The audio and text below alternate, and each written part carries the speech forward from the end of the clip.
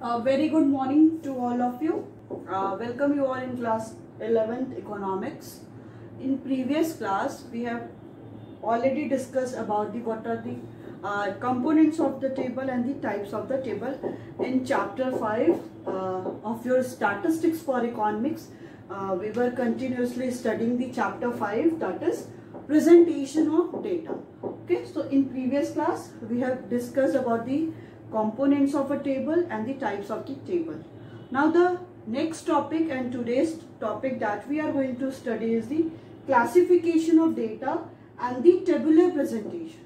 Okay, we have already classified the data, that is we have classified like qualitative data, quantitative data, temporal data and the spatial data. Okay, so now today we will go through with the qualitative data and also we will prepare the tabular presentation and make the we will explain all these data through the tabular presentation also. Okay, so firstly the classification which is used in tabulation is all of 4 kinds.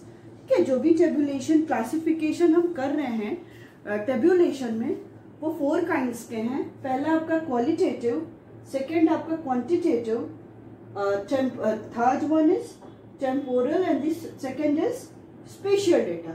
Okay, so in today's we are going through the qualitative classification. Qualitative classification, quantitative classification, quantitative classification,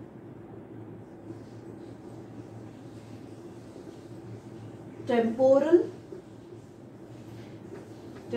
is related to the time, temporal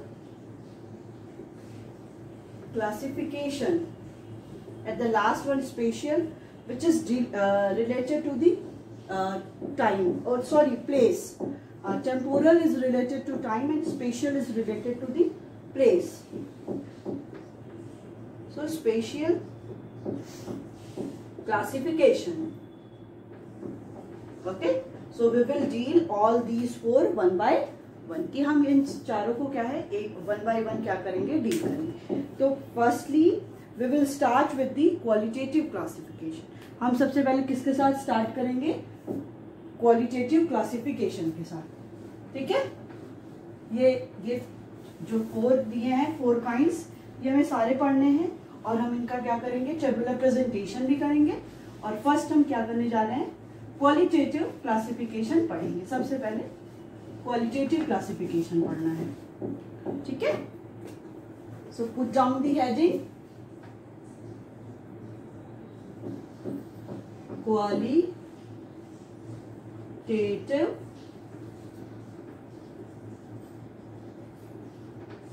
classification.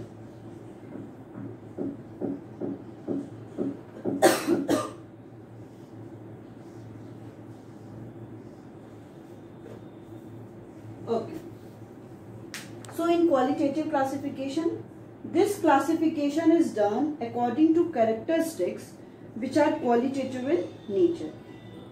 ये जो classification होता है qualitative classification, it is according to the characteristics which are qualitative in nature. कि जो भी हम इसमें क्या करते हैं क्लासिफिकेशन किस बेसिस पे करते हैं, किसी की कैरेक्टरिस्टिक्स पे, जो क्या होता है क्वालिटेटिव होता है, मीन्स किसी की हम क्वालिटी देखते हैं. ठीक है, so in other words these characteristics can be measured qualitatively. ठीक है, इसमें जो भी है कैरेक्टरिस्टिक्स हैं हम उसको कैसे मेजर करते हैं क्वालिटेटिव में, क्वालिटी में मेजर करते हैं. Like attributes such as social status, economic status, nationality etcetera. ठीक है, इस जो क्वालिटेटिव क्लासिफिकेशन करते हैं तो हम जो भी डेटा को क्लासीफाई करते हैं उनके क्वालिटी के कैरेक्टरिस्टिक्स पे करते हैं. क्वालिटी के बेसिस पे हम क्या करते हैं, उनके कैरेक्टरिस्टिक्स पे हम डिफ्रेंशिएट करते हैं या डिस्ट्रीब्यूट करते हैं, डेटा को प्रेजेंट करते हैं. फिर उसके जो भी टेबल और डायग्राम के थ्रू हम उसको क्या करते हैं एक्सप्लेन भी करते हैं. ठीक है, so tabular presentation of the qualitative classification can be given as follows, ठीक है।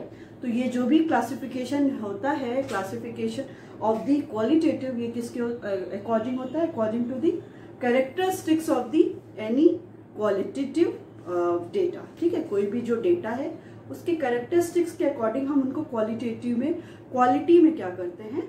डिवाइड करते हैं और क्लासिफाई करते हैं, ठीक है।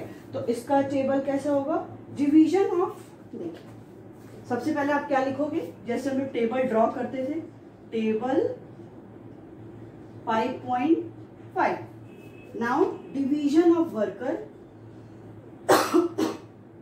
Division of workers on the basis of education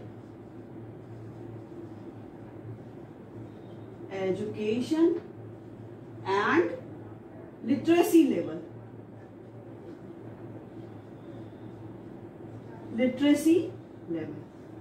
okay. अभी हमको क्या करना है? टेबल ड्रॉ करना है। ये हम लोग ने क्या, इसकी टाइटल ले ली। अब हम क्या करेंगे? टेबल ड्रॉ करेंगे। लेवल ऑफ एम्प्लॉयमेंट की डिवीजन ऑफ वर्कर कर रहे हैं on the basis of education, कि जो भी वर्कर है उनके पास कितनी एजुकेशन है और उनकी लिटरेसी कितनी ज्यादा है। लेवल ऑफ एम्प्लॉयमेंट कि उसकी, उनकी लिटरेसी के अकॉर्डिंग और उनकी एजुकेशन के अकॉर्डिंग हम वर्कर को क्या करेंगे? डिफरेंशिएट करेंगे और क्लासिफाई करेंगे। Number of workers, okay. First one is employed, जिसमें हम फर्स्ट क्या लिखेंगे? कितने एजुकेटेड है, और सेकेंड अनएजुकेटेड। कितने एम्प्लॉयड, कितनी एम्प्लॉयज ऐसे हैं जो एजुकेटेड है और कितने एम्प्लॉयज ऐसे हैं जो अनएजुकेटेड है। तो 40 ऐसे एम्प्लॉयज हैं जो एजुकेटेड हैं और 60 ऐसे हैं जो अनएजुकेटेड हैं। नेक्स्ट आपका हो जाएगा अनएम्प्लॉयड, जिसमें फर्स्ट आपका हो गया एजुकेटेड, सेकेंड हो गया आपका अनएजुकेटेड, जिसमें क्या है आपके 110 और 70। ये जो टेबल है वो क्या क्लासिफाई कर रहा है कि डिवीजन ऑफ वर्कर को क्या कर रहे हैं? वर्कर का हम डिवीजन कर रहे हैं। किस बेसिस पे कर रहे हैं? कि उनकी एजुकेशन के लेवल पे कितना उनके पास एजुकेशन है, एंड द लिटरेसी लेवल, कितना उनके पास लिटरेसी है, वो कितना लिटरेट है। तो हमने लेवल ऑफ एम्प्लॉयमेंट लिखा और number of workers. So employed जो नंबर ऑफ एम्प्लॉयज ऐसे हैं जो एजुकेटेड है और नंबर ऑफ एम्प्लॉयज जो अनएजुकेटेड है। तो नंबर ऑफ एम्प्लॉयज जो एजुकेटेड है उसमें 40 और अनएजुकेटेड में 16। अनएम्प्लॉयड जैसे नंबर ऑफ पर्सन कितने जो अनएम्प्लॉयड हैं, उसमें एजुकेटेड अनएम्प्लॉयड कितने? 170 और अनएजुकेटेड अनएम्प्लॉयड कितने हैं? 70। तो ये आपका क्या हो गया? क्वालिटेटिव क्लासिफिकेशन, कि हम इनकी कैरेक्टरिस्टिक्स क्या हो गए कि कितने एजुकेटेड हैं, कितने एजुकेशन है उनके पास, उसके हिसाब से हमने क्या किया? एम्प्लॉयमेंट में क्लासीफाई किया। तो ये आपका हो गया क्वालिटेटिव क्लासिफिकेशन। नेक्स्ट है आपका quantitative classification.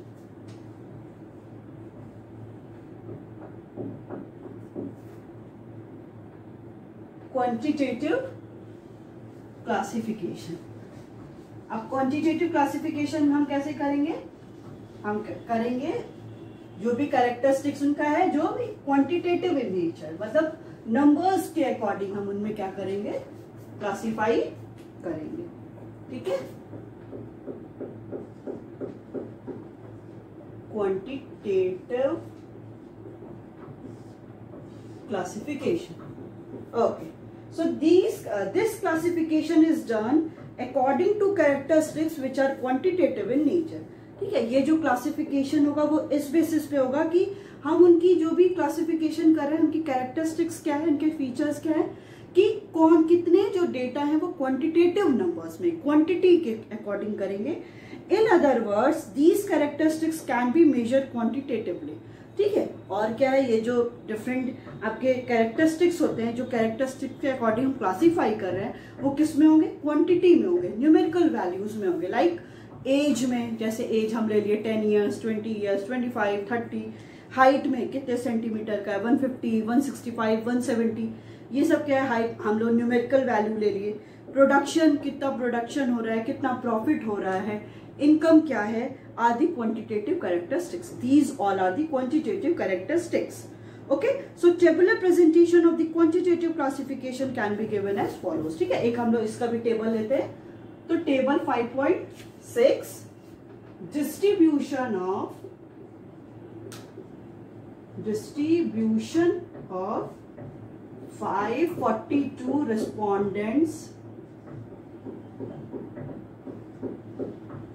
respondents by their age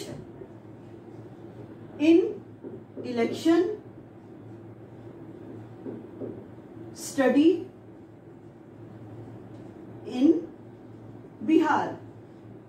हम क्या कर रहे हैं इसमें, हम डिस्ट्रीब्यूशन देख रहे हैं कि जो 552 रिस्पोंडेंट है जिन्होंने रिस्पॉन्स किया है, बाय देयर एज, कितनी एज में उन्होंने रिस्पॉन्ड किया है, इन इलेक्शन, जो भी इलेक्शन हुआ है आपका कहाँ पे, बिहार में। ठीक है, तो एज ग्रुप पहले हम लोग लेंगे, एज ग्रुप ये किस में होगा आपका, ईयर्स में होगा। फिर नंबर ऑफ रिस्पोंडेंट्स जिन्होंने क्या किया है, रिस्पॉन्ड किया है, respondent. Okay, and the percent. Age group पहला क्या है, 20 to 30 के बीच में कितने लोग रिस्पॉन्स किया है, फिर 30 to 40, 40 to 50, 50 to 60, 60 to 70, 70 to 80, 80 to 90। ठीक, इसमें क्या है, ऑल हम सारा ले रहे हैं। ठीक है, सारे एज ग्रुप में ले रहे हैं। और फिर नंबर ऑफ रिस्पोंडेंट कितने हैं, जो 20 to 30 ईयर्स के बीच में रिस्पोंडेंट कितने थे, 3 थे।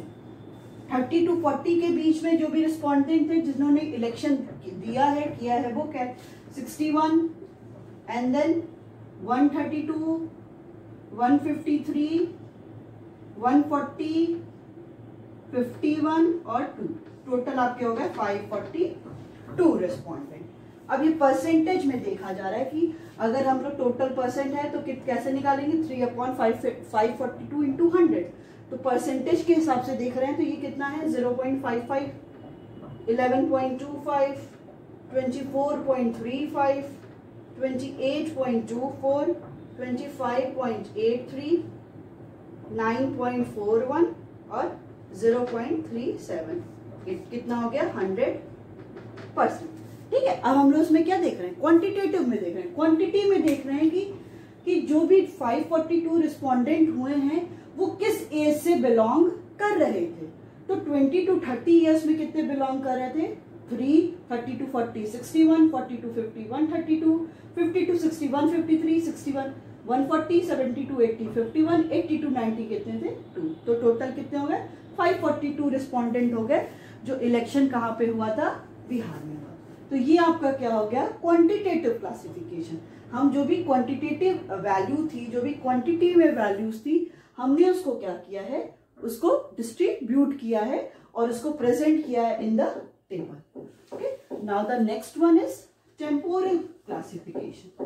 अब हम लोग थर्ड पढ़ेंगे, टेम्पोरल।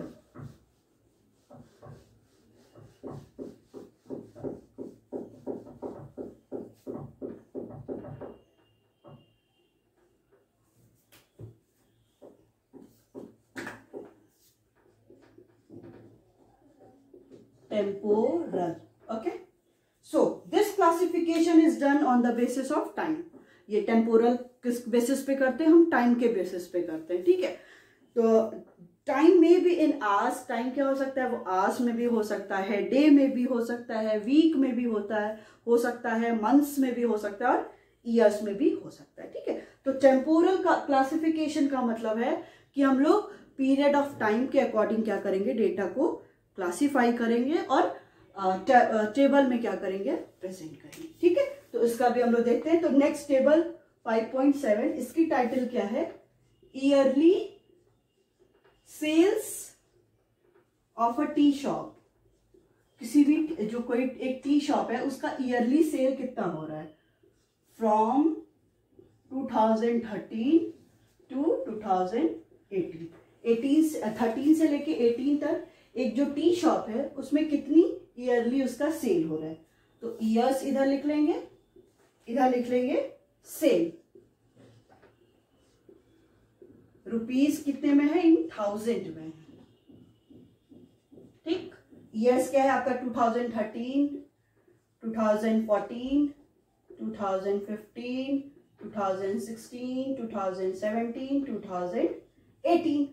अब सेल्स कितना है आपका 79.2, 81.3, 82.4, 80.5, 100.2 और 91.2।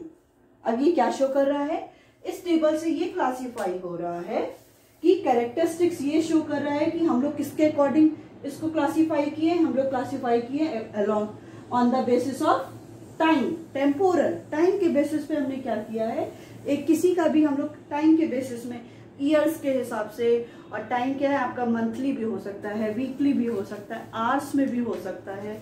तो ये इसमें हम क्या करेंगे, डेटा को सबसे पहले हम डेटा को क्लासिफाई करते हैं and then we will present in the tabular form. फिर हम क्या करते हैं, उसको टेबुलर फॉर्म में प्रेजेंट करते हैं। ठीक है, अब नेक्स्ट है आपका स्पेशियल क्लासिफिकेशन। स्पेशियल क्लासिफिकेशन किसके बेसिस पे होता है, आपका क्लासिफिकेशन होता है on the basis of place. Place के अकॉर्डिंग हम क्या करते हैं, डेटा को क्लासिफाई करते हैं।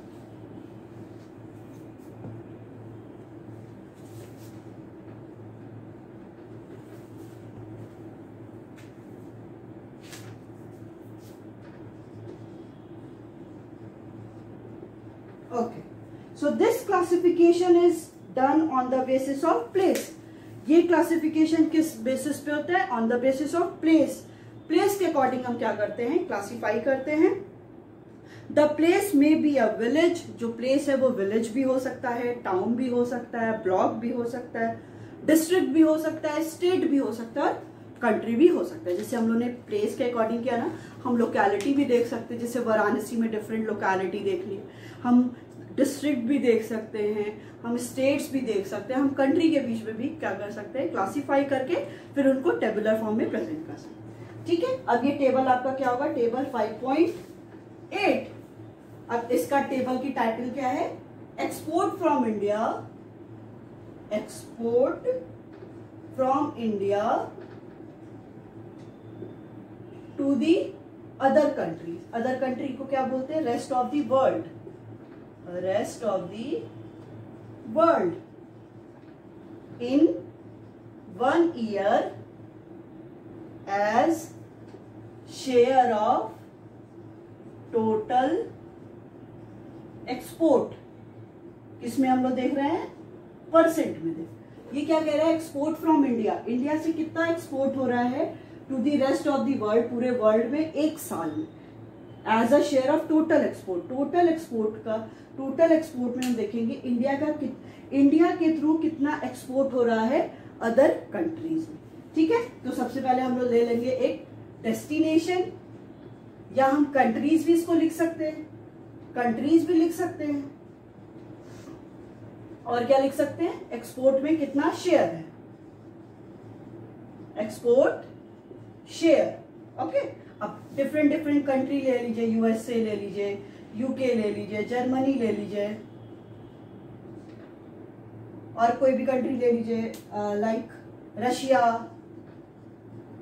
जापान, ये सारी कंट्री है। अब इनका क्या कर सकते हैं, हम टोटल एक्सपोर्ट का शेयर देख सकते हैं कि इनका 21.8 है, इनका 30 है, इनका कुछ भी ले लीजिए 12% है, या 18% है, 50% है, ऐसी करके टोटल 100% जो ये शेयर हो रहा है। ठीक है, तो ये क्या हुआ, ये स्पेशल क्लासिफिकेशन हुआ कि हम जो भी डेटा को क्लासिफाई कर रहे हैं वो किस बेसिस पे कर रहे हैं, on the basis of place. Place के हिसाब से हम डेटा को पहले क्लासिफाई कर रहे हैं, फिर हम डेटा को क्या कर रहे हैं, टेबल के फॉर्म में प्रेजेंट कर रहे हैं। ठीक है, तो ये आपका क्या था, 4 टाइप के क्लासिफिकेशन था, which is divided into 4। First one is qualitative classification, second one is quantitative classification, third one is temporal classification, and the fourth one is spatial classification. Okay.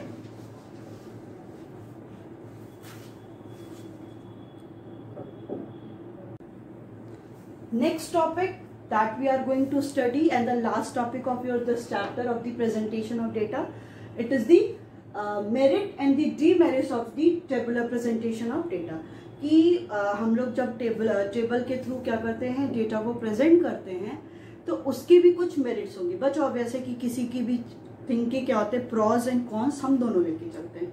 तो ये प्रेजेंटेशन ऑफ डेटा के भी क्या है, pros भी हैं और cons भी हैं। कुछ उसकी मेरिट्स भी होंगी, तो नेचुरल है कि कुछ उसकी डिमेरिट्स भी होंगी। ठीक है, तो सबसे पहले हम लोग किसके साथ चलेंगे, हम लोग मेरिट्स को एक्सप्लेन करेंगे।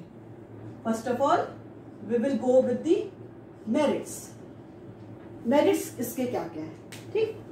सो following are the principal merits of the tabular presentation. some of the merits of the tabular presentation is the first one is simple presentation. Simple presentation. Okay. So tabular presentation is the most simplest form of data presentation. Table के through present करना क्या है, ये सबसे ज्यादा simple form है कि data को प्रेजेंट करने के लिए। Data are easily understood if table are systematically prepared. अगर डेटा क्या है वो हम इजिली समझ सकते हैं जब जो भी टेबल ड्रॉ हुआ है वो सिस्टमैटिकली क्या हो, अरेंज हो। अब कोई भी टेबल ड्रॉ है वो बहुत ही ज्यादा क्लियर नहीं है, सिंपल नहीं है, बहुत केओस है, तो हम उसको इजिली नहीं समझ सकते।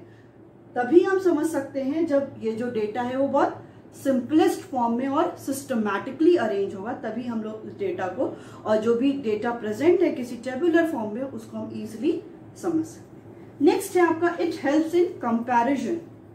ये क्या हेल्प करता है, हेल्प्स इन कंपैरिजन, कि हमको किसी भी के बीच में क्या करना है, कंपैरिजन करना है, तो हम कंपैरिजन कर सकते हैं। जैसे हम लोगों ने किया था एम्प्लॉयड और अनएम्प्लॉयड में, कि एम्प्लॉयड कितने एजुकेटेड हैं और एम्प्लॉयड कितने अनएजुकेटेड हैं, और अनएम्प्लॉयड जो अनएम्प्लॉयड है वो कितने एजुकेटेड अनएम्प्लॉयड है, और अनएम्प्लॉयड कितने अनएजुकेटेड एम्प्लॉयड है। तो हम लोगों ने क्या किया था, कंपैरिजन इजिली कर लिया था। ठीक है, so the tabular presentation facilitate comparison of data. Tabular presentation क्या करता है, फैसिलिटेट करता है, इजी करता है कंपैरिजन ऑफ डेटा को कंपेयर करने के लिए, by presenting the data properly in rows and column. कि जो भी डेटा को कैसे प्रेजेंट करता है, रोज में और कॉलम में उसको प्रेजेंट करता है। Next one is special emphasis. Special emphasis, okay. Tabulation highlights important characteristics of the data. जो भी टेबुलेशन होता है, जो टेबल के फॉर्म में हम डेटा को प्रेजेंट करते हैं, वो क्या हाईलाइट करता है, इंपॉर्टेंट कैरेक्टरिस्टिक्स। जैसे हम क्या है, सारा एक कोई भी चीज को हम जिस्ट में, मतलब हम लोग थियोरेटिकल या टेक्सचुअल फॉर्म में लिख रहे हैं, और कोई चीज हम टेबल के फॉर्म में प्रेजेंट कर देते हैं, तो वो ज्यादा क्या होता है, वो ज्यादा अट्रैक्टिव होता है, और वो ज्यादा क्या होता है, easy to understand, easy to comprehend, हमें समझने में इजी भी हो जाता है, और वो क्या करता है, सारे इंपॉर्टेंट कैरेक्टरिस्टिक्स को भी कवर कर लेता है। So accordingly it become easy to draw inferences from it. तो इसके अकॉर्डिंग क्या होगा कि हम लोग टेबल के फॉर्म में अगर प्रेजेंट होगा तो हम लोग उससे अजम्पशन और कंक्लूजन भी इजिली क्या कर सकते हैं, ड्रॉ कर सकते हैं। Next one is, and the last one is economical.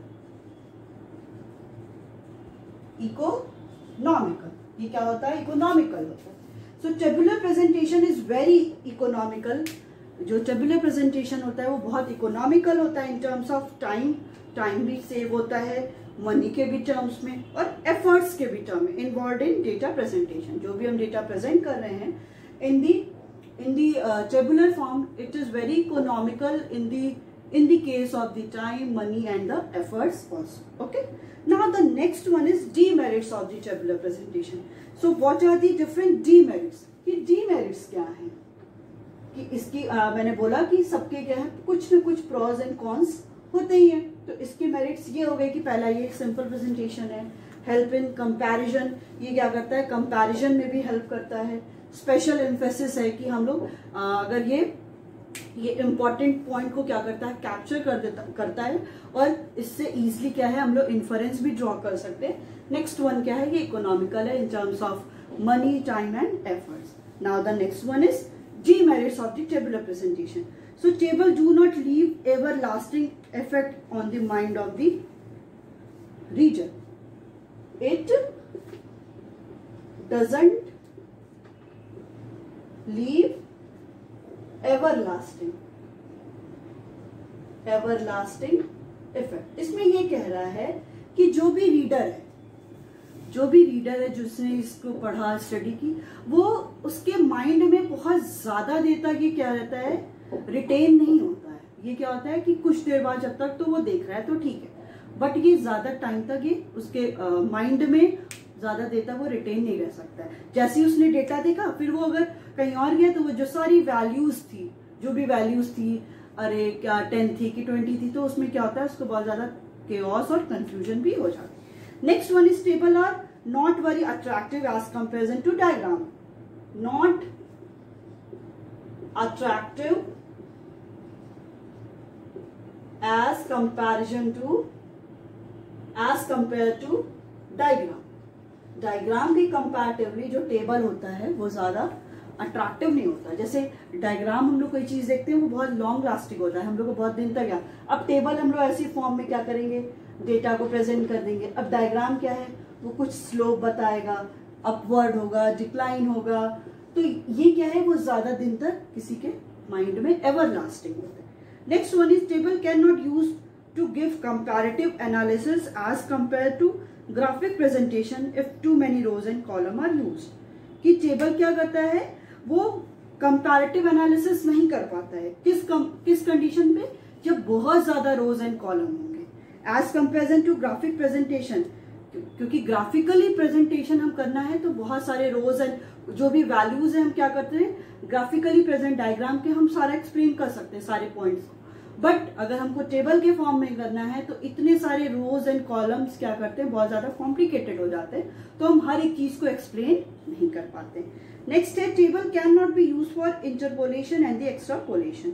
जो भी टेबल होता है वो इंटरपोलेशन और एक्स्ट्रापोलेशन के लिए यूज नहीं होता.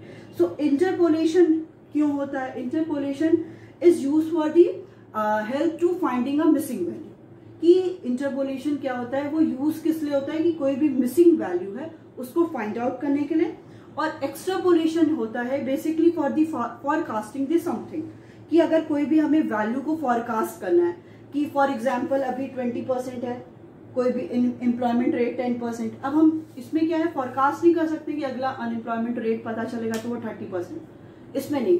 इंटरपोलेशन और एक्स्ट्रापोलेशन के लिए ये यूज नहीं होता है. इंटरपोलेशन मीन्स कि कोई भी वैल्यू, अगर जैसे हम लोग टेबल में लिख रहे थे ना, ये फाइंड कर रहे थे कि एम्प्लॉयड और अनएम्प्लॉयड इतना है इतना है. अब हम ये कैसे बता सकते हैं कि अनएम्प्लॉयड इतना ही होगा, या ये हम कैसे कर सकते हैं, हम फॉरकास्ट भी नहीं कर सकते हैं कि इतना होना चाहिए. So these all are the some demerits of the tabular presentation of data.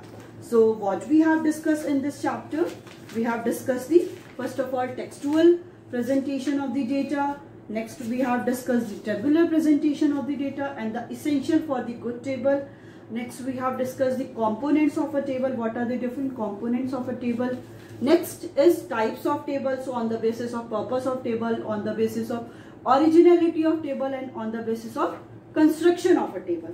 Next topic that we have discussed is the classification of data and the tabular presentation. So there is 4 kinds. The first one is quantitative classification, second is qualitative classification, third one is temporal classification, and fourth one is spatial classification. Last topic that we have discussed that is the merit and demerits of the tabular presentation of data. So from this we have completed this chapter also. So in next class we will start with the presentation of the diagrammatic presentation of the data.